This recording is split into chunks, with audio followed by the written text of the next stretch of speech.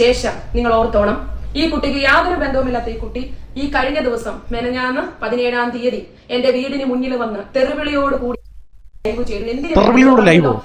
ഒരു തെറിവിളി ഇല്ലായിരുന്നു. മാന്യമായിട്ടുള്ള കാര്യങ്ങൾ അവരവിടെ നിന്ന് പറഞ്ഞേ ഉള്ളൂ. നിങ്ങളുടെ ഓഫീസിന്റെ ഫ്രണ്ടിലായേ ഉള്ളൂ. അതെന്താ അവർക്ക് നിങ്ങളുടെ ഓഫീസിന്റെ ഫ്രണ്ടിൽ ഒന്നും ചെയ്യാൻ പാടില്ല? അതിനൊന്നും തെറ്റിയിരിക്കുന്നത്. ഞാൻ തെറ്റി കഴിഞ്ഞാൽ എന്റെ ഓഫീസിന്റെ ഫ്രണ്ടിൽ ആൾക്കാർ ഒന്നും പ്രശ്നം ഉണ്ടാക്കും. നിങ്ങളെല്ലാം പോരാടുന്നതെന്ന് ഒലീവിയുടെ അനീതി സമൂഹത്തിന്റെ മുന്നിൽ കാണിച്ചു തരണമെന്ന് നിങ്ങൾ പറഞ്ഞല്ലോ. ഒലീവിയുടെ ക്രൂരത കാണിച്ചു തരണമെന്ന് പറഞ്ഞല്ലോ. എന്ത് ക്രൂരത കൺമണിയോട് കാണിച്ചിട്ടാണ്? കുറെ അവിടെ വർക്ക് ചെയ്തിരുന്ന കുറെ ആൾക്കാരുടെ കയ്യിൽ നിന്ന് ഫോൺ വാങ്ങിച്ചു വെച്ചു. കുറെ ആൾക്കാർക്ക് പൈസ കൊടുക്കാനുണ്ട്. അതും കൊടുത്ത് തീർത്താൽ മതി. വേറെ പ്രശ്നങ്ങളൊന്നും ഇല്ല. പിന്നെ കുറെ കമന്റ്സിൽ ബാക്കി നിങ്ങളുടെ പ്രോഡക്റ്റിനെ കുറിച്ചുള്ള കാര്യങ്ങളൊക്കെ വരുന്നുണ്ട്.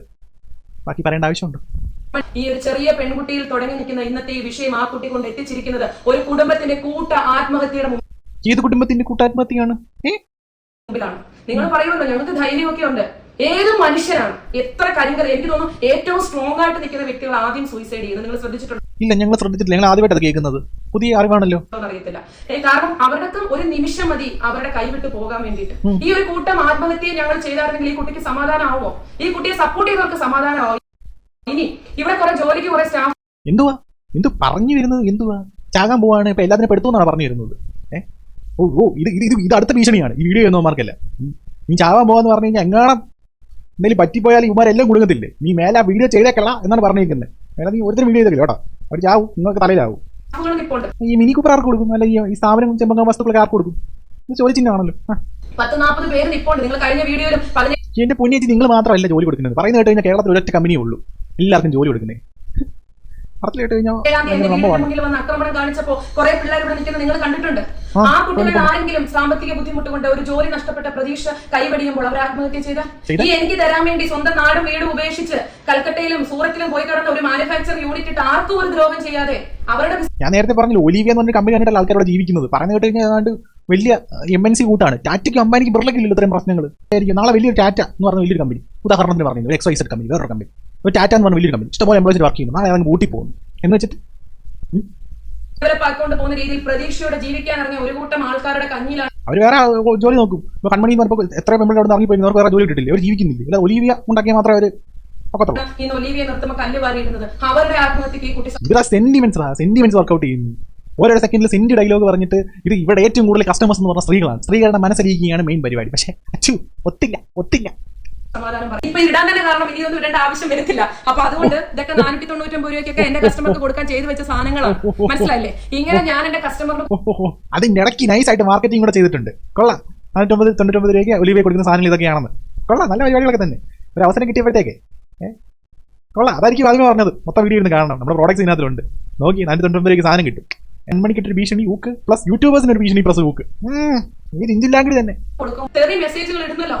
ഓരോരുത്തരും നിങ്ങൾ ഇടുന്നല്ലോ. ഈ ഒരൊറ്റ മെസ്സേജ് മതി ഞാൻ എന്തെങ്കിലും കാണിച്ചാൽ നിങ്ങൾ മൊത്തം പേരും ഇത് തന്നെയാണ് ചേച്ചി ഉദ്ദേശിക്കുന്നത്. എല്ലാവർക്കും ഇട്ടൊരു ഭീഷണി. ഞാൻ ഇതിൽ കാണിച്ചു വിട്ടിയാൽ നീയൊക്കെ പെടുവന്നു. എന്നെ തെറി വിളിക്കലേ ഞങ്ങൾ ഒലിവ ഡിസൈൻസിന് ഒന്നും പറയാനും പാടില്ല.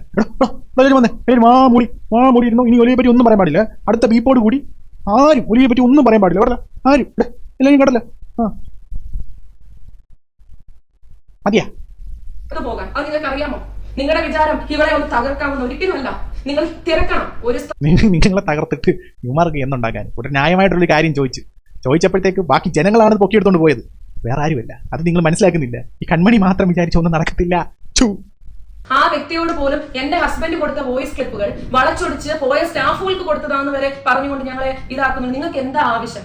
ഞാൻ ചോദിക്കുന്ന ഒരു ചോദ്യം, നിങ്ങൾക്ക് എന്താ ആവശ്യം എന്റെ പേരിൽ? അതായത് ആ വോയിസിനെ കുറിച്ച് കൂടുതൽ പറയാതിരിക്കുന്നതാണ് നല്ലത്. അതും ഭീഷണിയാണ്.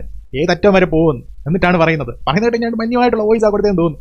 ഞാനിപ്പോ എന്റെ സമൂഹം മാക്സിമം എന്നെ നിങ്ങൾ കൊന്നുകൊണ്ടിരിക്കുകയാണ്. ഞാൻ ചോദിക്കട്ടെ, ഈ 33 വയസ്സായ ഈ ഒരു സ്ത്രീയുടെ പേരിൽ ഒരു പെറ്റി കേസ് നിങ്ങൾക്ക് എന്റെ നാട്ടിൽ എന്റെ പിടിപാടുള്ളവർക്ക് വേണമെങ്കിൽ കേസിൽ നിന്നൊക്കെ നൈസായിട്ട് ഊരി പോവാം. പെറ്റി കേസ് ആയാലും പണവും പവറും ഉണ്ടെങ്കിൽ കേരളത്തിൽ മിക്ക ഉച്ചാളിത്തരങ്ങളും നടക്കും. 4 പേര് അറിഞ്ഞില്ലെങ്കിൽ, 4 പേര് അറിഞ്ഞു കഴിഞ്ഞാൽ ബുദ്ധിമുട്ടാണ്. ആരോടായി പറയുന്നത്? പോലീസ് സ്റ്റേഷനിൽ നിങ്ങൾക്ക് കാണിച്ചു തരാമോ? ഇതൊക്കെ സീരിയലിലെ ഡയലോഗ് കൂട്ട്. ഇതൊക്കെ ഇവിടെ സ്ക്രിപ്റ്റുകൾ നേരത്തെ എഴുതിയിട്ടുണ്ടായിരുന്നു. സീരിയലൊക്കെ പറയുന്നോട്ട് ഞാൻ അമ്മയാണ്, മകളാണ്, പെങ്ങളാണ്, ഞാൻ ചാവും, എന്റെ പേര് കേസുണ്ടോ, ഞാൻ എങ്ങനെയാണ്, അങ്ങനെയാണ്, ഇങ്ങനെയാണ്, മാങ്ങയാണ്, തേങ്ങയാണ്, എന്തോടെ ഇത് തരാമോ? നിങ്ങൾക്ക് ഞാൻ ക്രിമിനൽ പശ്ചാത്തലമുള്ള ഒരാളാണെന്ന് നിങ്ങൾക്ക് തെളിയിച്ച് തരാമോ? ഞാനും എന്റെ ഹസ്ബൻഡോ തെളിയിച്ച് തരാമോ? എന്റെ കൂടെ നിന്ന കുറച്ച് സ്റ്റാഫുകളെ ചേർത്ത് പിടിച്ചു. അതെനിക്ക് തെറ്റാണ് സംഭവിച്ചത്. ആ പിടുത്തം അല്ലാത്ത പിടുത്തമായി പോയി. അതുകൊണ്ടാണല്ലോ കുറെ പേര് കിടന്ന് കരയുന്നത്. ലോകം തന്നെ പറഞ്ഞു തെറ്റാണ്, സമ്മതിക്കുന്നു. ഞാൻ ചെയ്ത മാർക്കറ്റിംഗിനാണ് ഞാൻ ഇവരെ ഉപയോഗിച്ചത്. ശ്വാസം മുട്ടിക്കിടക്കുമ്പോഴും തുമ്മി കിടക്കുമ്പോഴും ഞാനാണ് എന്റെ യൂട്യൂബ് വർഷങ്ങൾക്ക് മുമ്പ് അതങ്ങനെയാണ്. സ്വന്തം സ്ഥാപനമാണ്, സ്വന്തമായിട്ട് പണിയെടുക്കണം, അല്ലാതെ ബാക്കിയുള്ളവരെ കൊണ്ട് പണിയെടുപ്പിക്കാൻ പാടില്ല. അതിനകത്ത് തെറ്റി, അതിനകത്ത് കഷ്ടപ്പെട്ട് നിങ്ങൾ മാത്രമേ കഷ്ടപ്പെടുന്നു. ഞാൻ ഇതാണ് ചോദിക്കുന്നത്. ഇവർക്ക് ഇത് മാത്രം കഷ്ടപ്പാടുന്നത്. ഒരു സ്ഥാപനം നടത്തിക്കൊണ്ട് പോകുമ്പോൾ കൂടെക്കാണ് കഷ്ടപ്പാടാണ്. അതിന് മാത്രം ലാഭം നിങ്ങൾ തിന്നുന്നില്ലേ? പറഞ്ഞിട്ട് അവർക്ക് ലാഭമൊന്നുമില്ല. അതാണ് ചാരിറ്റി പ്രവർത്തനം ചെയ്യുന്നുണ്ടാണ് ഇവിടെയൊക്കെ പറിച്ചു കിട്ടും. എന്തിനാ ഞാൻ മറ്റൊരാളെ വെച്ച് മാർക്കറ്റിംഗ് ചെയ്യുന്നത്? സാധനം കിട്ടുന്നില്ലെന്നുള്ള പരാതിയോട് നിൽക്കുന്ന വിറ്റ് പോകുന്ന ഈ ഒരു സാധനം ഞാൻ എന്തിനാ വിറ്റ് പോകുന്നത്? അതിന്റെ ഇടയ്ക്കും ഞാനൊരു പെയ്ഡ് പ്രൊമോഷൻ ചെയ്തിട്ടില്ല. ഒരു സെലിബ്രിറ്റികളെ കൂടുതൽ പ്രൊമോഷന്റെ ആവശ്യമില്ല. ഇങ്ങോട്ട് വന്ന് കുറച്ച് സൈഡിൽ കുറച്ച് സ്ഥലങ്ങളൊക്കെ ഉണ്ടായിരുന്നില്ല, കുറച്ച് അവിടെ ഇവിടെ കുറച്ചുകൂടെ തുണി എടുത്തൊക്കെയായിരുന്നു. ഇതാണ് ഞങ്ങളുടെ വലിയ സാധനങ്ങൾ എന്നൊക്കെ പറഞ്ഞിട്ട് യൂട്യൂബർമാർ ചേച്ചി ഇതുവരെ പറഞ്ഞ ചേച്ചി ആരും ദ്രോഹിക്കാറില്ല, ആരും പേഴ്സണലായിട്ടൊന്നും പറയാറില്ല, ഒന്നും പറയാറില്ല. ഇപ്പൊ ഈ കൊളുത്തി വിട്ടത് പിന്നെ എന്തുവാ ഈ മനസ്സിലാവാത്തോണ്ട് ചോദിക്കും. ഞങ്ങൾക്ക് പിന്നെ പൊട്ടന്മാരാണല്ലോ, മനസ്സിലാവുന്നില്ലല്ലോ. അവർ പറയുന്ന കള്ളമാണ്, അങ്ങനെയാണ് ഇങ്ങനെയാണെന്ന്. ഇപ്പൊ അവിടെ നേരെ സാധനം തിരിച്ചു വിട്ടല്ലോ, നൈസായിട്ട് ട്രാക്ക് തിരിച്ചു വിട്ടല്ലോ.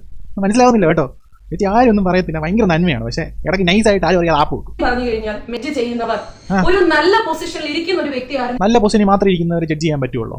ന്യായം ആര് പറഞ്ഞാലും, ഇപ്പൊ ഏതവനാലും റോഡിൽ പിജ്ജ എടുക്കുന്നവനാണെങ്കിലും ന്യായമായിട്ട് പറഞ്ഞാൽ അത് കേൾക്കണം. അല്ലാതെ മന്ത്രി പറഞ്ഞാൽ മാത്രമേ ഞാൻ കേൾക്കുകയുള്ളൂ, അല്ലെങ്കിൽ ഇന്ന ആൾ പറഞ്ഞാൽ മാത്രമേ ഞാൻ കേൾക്കുകയുള്ളൂ, അല്ലെങ്കിൽ കളക്ടർ പറഞ്ഞാൽ മാത്രമേ ഞാൻ കേൾക്കുകയുള്ളൂ. അത് ചെയ്യല്ല, അത് തെറ്റാണ്. തീർച്ചയായിട്ടും ജഡ്ജ്മെന്റ് ഞാൻ കേൾക്കാം. ഈ 10 കെട്ടി 15 കെട്ടി എന്ന് പറഞ്ഞ പബ്ലിക് പ്ലാറ്റ്ഫോമിൽ വരുമ്പോൾ 12 വയസ്സുള്ള ഒരു കുഞ്ഞിനിക്കുണ്ട്. മനസ്സിലാക്കുന്നുണ്ട്, അത് മോശം. മനസ്സിലാക്കുക.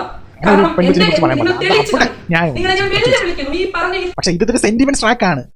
അങ്ങനെ പറയുന്നുണ്ടെങ്കിൽ അത് മോശമാണ്. പക്ഷെ ചേച്ചി ഇപ്പോൾ ഉപയോഗിക്കുന്നത് സെന്റിമെന്റ് ട്രാക്ക് ആണ്. സെന്റിമെന്റ് ട്രാക്ക് ആക്കിയിട്ട് പാവപ്പെട്ട സ്ത്രീകളുടെ ഇമോഷൻ മേടിച്ച് പാവപ്പെട്ട സ്ത്രീകളുടെ ഇമോഷൻസ് നേടിയെടുക്കുക. അതുവഴി ഒലിവിയെ വെള്ള പൂശുക. എന്റെ സ്റ്റാഫുകൾക്ക് വേണ്ടി, എന്റെ ചുറ്റും നിന്ന് ഒരു നേരം എന്നെയും കൊണ്ട് ആഹാരം കഴിക്കുന്ന 10 പേർക്ക് വേണ്ടി ഞാൻ പോരാടി. അത് എനിക്ക് വേണ്ടിയല്ല. ഞാൻ പറഞ്ഞല്ലോ, എനിക്ക് യൂട്യൂബിൽ ഒന്നും അച്ചു ചേച്ചിക്ക് വേണ്ടിയിട്ടല്ല. അവരൊന്നും ഇല്ലാതെ നേടിയിട്ടില്ല.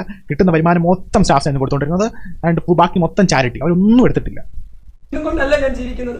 ഇതിനകത്ത് പല വീഡിയോസ് ഞാൻ മോണിറ്റൈസേഷൻ പോലും ഓഫ് ചെയ്തിട്ടാണ്. അല്ല, നിങ്ങൾക്ക് വരുമാനം കിട്ടുന്നുണ്ട്, മോണിറ്റൈസ് ചെയ്തതിലും കുഴപ്പമൊന്നുമില്ല. പക്ഷെ ഞങ്ങളെ പോലുള്ളവർ അങ്ങനെ ഒന്നല്ലല്ലോ അല്ലേ?